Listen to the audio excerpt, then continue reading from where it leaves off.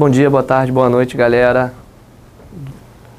Estamos de volta aqui, eu sou o professor Carlos Júnior mais uma vez para passar algumas dicas, auxiliar os estudos de vocês. E hoje vamos ver aí funções. A dica hoje é sobre funções do segundo grau, né? Um assunto bastante recorrente na nossa prova do Exame Nacional do Ensino Médio. Então, vamos aqui começar nossa função do segundo grau.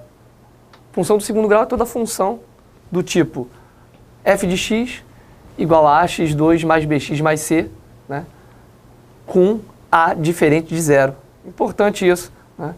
E é óbvio, porque se o a, que é o coeficiente da minha variável que está ao quadrado, que qualifica, que caracteriza uma função do segundo grau, se ele for zero, perdão, se ele for igual a zero, a gente vai sumir com o termo ali do x ao quadrado e eu passo a ter uma função de primeiro grau, né? E aí descaracteriza a minha função do segundo grau. Então, atentar para isso, de coeficientes a, b e c, o a pode ser, o b pode ser zero, o c pode ser zero, o a nunca.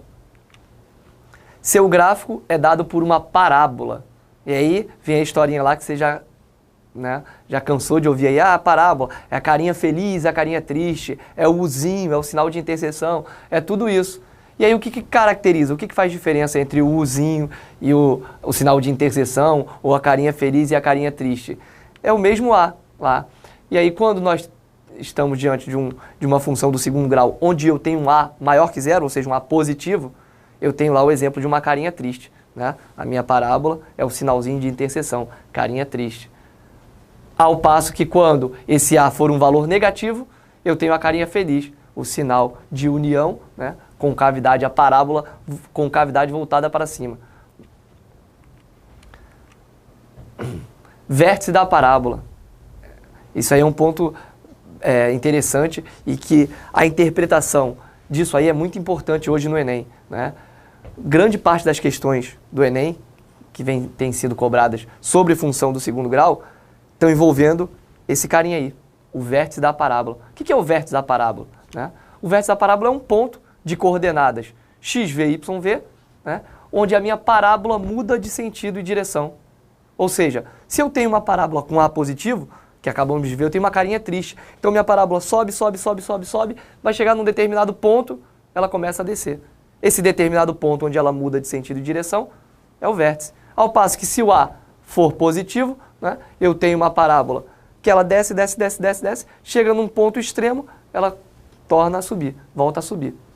E aí, para essas duas situações, nós temos relações matemáticas para determinar esses caras, essas coordenadas xv e yv, que são as coordenadas do vértice, né? O x do vértice é dado pela relação menos b sobre 2a, onde b e a são os coeficientes lá da forma genérica da minha função do segundo grau, o ax2 mais bx mais c, né? E o y do vértice, menos delta sobre 4a. E aí, lembrando, quem é o delta? Aquele triângulozinho ali na fórmula, o delta é o b ao quadrado menos 4 vezes a vezes c. E aí, atenção, né, que às vezes o aluno, de forma displicente, ele, ao calcular o delta, ele insere a raiz quadrada de b ao quadrado menos 4ac. Não, a raiz quadrada faz parte da fórmula de Bhaskara, que é para determinarmos as raízes da função do segundo grau. Tá ok? Então, só atenção para isso aí. Delta não tem a raiz, b ao quadrado menos 4ac. E aí o y do vértice menos delta sobre 4a, tá? E aí esses valores, eles compõem, né, o ponto chamado vértice, que podem ser chamados, nomeados de duas maneiras. Eu tenho ponto de máximo e ponto de mínimo de uma função. Então, quando é que a minha função vai ter um ponto de máximo? Então, se falou de ponto máximo, valor mínimo, você já está diante de uma função do segundo grau. E se a minha função tem um valor máximo, então eu já posso começar a pensar, o valor máximo é o y do vértice dessa função, né? É o y do vértice dessa função. E uma função só vai ter valor máximo quando ela tiver o a menor que zero. E valor mínimo? O valor continua sendo o y do vértice. O valor mínimo de uma função, ou máximo, sempre y do vértice. E vai ser máximo quando a for positivo e mínimo quando a for negativo. Tá ok? Perdão, gente, ao contrário. Valor máximo, a negativo. Valor mínimo, a positivo. Tá ok? Então, continuemos aqui. Agora vamos para os problemas. Problema 1. O gráfico de uma função quadrática f de x tem as seguintes características. O vértice é o ponto 4 menos 1. Opa, então dali, então eu já sei que o meu x do vértice vale 4 e o meu y do vértice vale menos 1. Intercepta o eixo das abscissas no ponto 5, 0. Ou seja, corta o eixo x. Então, onde o gráfico, onde a parábola de uma função do segundo grau corta o eixo x, né, são as raízes. Então, aquele 5 ali é uma raiz. Quando eu substituir 5 na minha função, no lugar do x, eu obtenho 0 como resposta, né, para o y ou para o f de x. O ponto de interseção do gráfico com o eixo das ordenadas é, e aí ele coloca pontos ali. E é importante, olha só, nota que pelas opções, todos os pontos têm coordenada x igual a 0. Ah, mas por que isso? A dica está no próprio enunciado. O ponto de interseção entre a parábola e o eixo y, sempre um ponto que pertence ao eixo y, a sua coordenada x vai valer 0. Ao passo que um ponto que pertença ao eixo y, ao eixo x, a sua coordenada y vai valer 0, como no segundo tópico, né, onde o gráfico intercepta o eixo das abscissas. Então, observado isso, né, eu já posso concluir aqui, eu posso tirar do enunciado para iniciar a minha resolução, né? 4 menos 1 é o vértice, então tenho que x do vértice, como eu já havia citado, é igual a 4 e o y do vértice é igual a menos 1. Então, estou decodificando o que o problema expôs para mim. Então, a função é uma função quadrática, ela é do tipo ax ao quadrado mais bx mais c. Logo, f de 5 é igual a 0. O que significa isso? Que quando eu substituir o 5 na minha função, ou seja, no lugar do x, eu vou obter como resposta para f de x ou para y o valor 0, que eu tiro essa informação lá do segundo tópico, que ele citou lá na questão, que o ponto 5, 0 faz parte, né? A minha parábola intercepta o eixo das abscissas no ponto 5, 0. E aí também, outra conclusão, se eu quero o ponto onde a minha parábola intercepta o eixo x, o eixo y, perdão, isso significa dizer que o que o problema quer, ele quer o ponto 0, c, ou seja, o termo independente de uma função, que ali, de forma genérica, está sendo representado pela letra c, o termo independente, ele tem essa particularidade, ele tem essa característica. O termo, o c, é o ponto onde a minha função, onde o meu gráfico intercepta o eixo das ordenadas, o eixo y. Então, diante disso, eu chego à conclusão que o ponto que eu procuro é um ponto da forma 0, c, ou seja, 0, porque o ponto pertence ao eixo das ordenadas, o eixo y. E o c é o termo independente, sempre onde a minha parábola corta o eixo y é o ponto c. Então, qual é a minha missão agora? A nossa missão é descobrir, uma vez que eu descubro a minha função, a lei de formação dela, eu vou estar diante do c e substituo lá no meu ponto 0c. Então, vamos ver como é que a gente vai conseguir isso aí. E ainda temos a seguinte relação. O x do vértice, além da fórmula lá do menos b sobre 2a, ele também pode ser determinado como a média aritmética das raízes de uma função. Ué, mas como assim? O que é a média aritmética? A média aritmética é a soma dos termos dividido pela quantidade de termos. E aí eu tenho ali, o xv é igual a x1 mais x2 dividido por 2. Ou seja, onde x1 e x2 são as raízes da minha função. Somei dois termos, dividi por 2. Eu tenho a média aritmética, eu tenho o x do vértice. Então, logo, 4, que é o nosso x do vértice, ele vai ser o x1, que eu não conheço, mais o x2, que foi um dos pontos dados. O meu gráfico corta o eixo x, ou seja, corta a abscissa, em 2 pontos, são as duas raízes. Uma delas é 5, que foi dado, ponto 5, 0. E aí, então, 4 é igual a x1 mais x2, dividido por 2. Daí eu chego à conclusão, né, passando o 2 para lá, multiplicando, e o 5 subtraindo, que o x1, que é a outra raiz, vale 3. E aí, sendo o x1 igual a 3, eu posso escrever também uma função do segundo grau a partir da seguinte relação que está exposta aí. Uma função do segundo grau f de x pode ser determinada a partir do seguinte produto, x menos x1 vezes x menos x2, onde x1 e x2 são as raízes da minha função, que agora eu vou fazer uso desse artifício, uma vez que eu já conheço as raízes. Uma, o problema me deu que é 5, a outra acabamos de determinar, que é o 3. Então, substituindo na relação, eu tenho que f de x é igual a x menos 3 vezes x menos 4. Fazendo lá a distributiva, o famoso chuveirinho, a gente chega à lei de formação da função proposta pelo problema. A função é f de x igual a x ao quadrado menos 8x mais 15.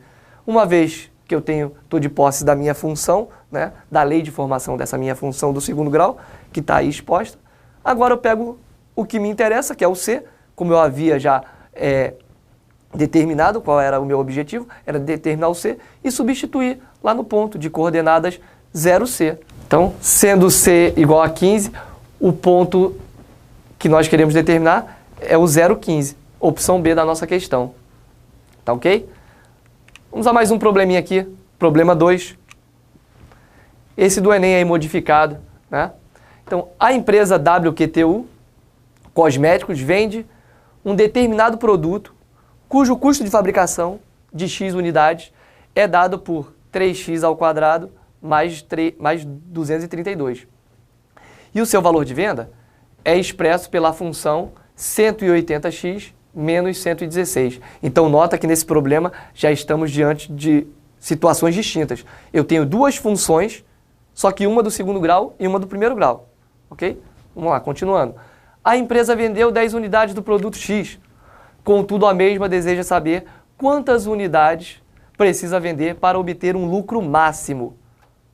A quantidade máxima de unidades a serem vendidas pela empresa WQTU para a obtenção do maior lucro é.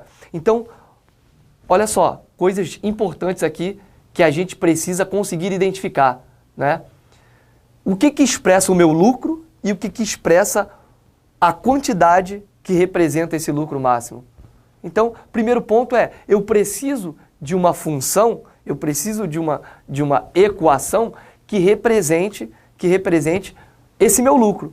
O problema expôs para a gente uma função, uma expressão que reflete, que expressa, melhor dizendo, a venda e o custo. Então, a partir daí a gente é capaz de chegar à seguinte conclusão. O lucro, a expressão que representa o lucro, ela é dada pelo valor de venda menos o custo. Sendo assim, o lucro é igual a 180x menos 116 menos 3x ao quadrado mais 232, que são as duas funções que representam, respectivamente, a venda e o custo. E aí, né, desmembrando, efetuando essa matemática aí bem simples, né, o sinal que está ali na frente do parênteses, o parênteses sai e troca o sinal, eu chego à seguinte função. L, uma função do lucro, é menos 3x ao quadrado mais 180x menos 348. Ou seja, todo o lucro dessa empresa vai estar referente a essa equação aí, a essa função, desculpa. A quantidade x a ser vendida para obter o lucro máximo, y, é o x do vértice. E aí aqui, ó, muito importante essa percepção aqui, para nós aí, candidatos a uma vaga numa universidade pública, né, ou qualquer que seja, uma aprovação no exame aí de qualificação, no Exame Nacional do Ensino Médio. Como é que eu chego a essa relação? Então, uma vez que eu consegui montar a função que representa o lucro dessa empresa, tá ok? Eu consigo identificar que o lucro ali, ele está fazendo o papel do f de x, tá ok? Então, o lucro, ele vai ter um valor máximo ou um valor mínimo, que nesse caso aqui o meu a é negativo. Então, essa função, ela é uma parábola com a carinha triste. Ou seja, eu tenho um valor máximo, eu tenho um lucro máximo. O lucro máximo é representado por L, e aí quanto a mercadoria, o valor, né? Perdão, melhor dizendo, qual a quantidade de unidades a serem vendidas. As unidades na minha função são representadas pela letra X, né? Então, na verdade, ele quer a quantidade de objetos que torna esse lucro máximo. Ele está pedindo o X do vértice. Se ele quisesse o lucro máximo, para o mesmo problema, a nossa opção seria o Y do vértice. Então, atentar para esse tipo de coisa aí, né? Esses possíveis deslizes que a gente pode dar.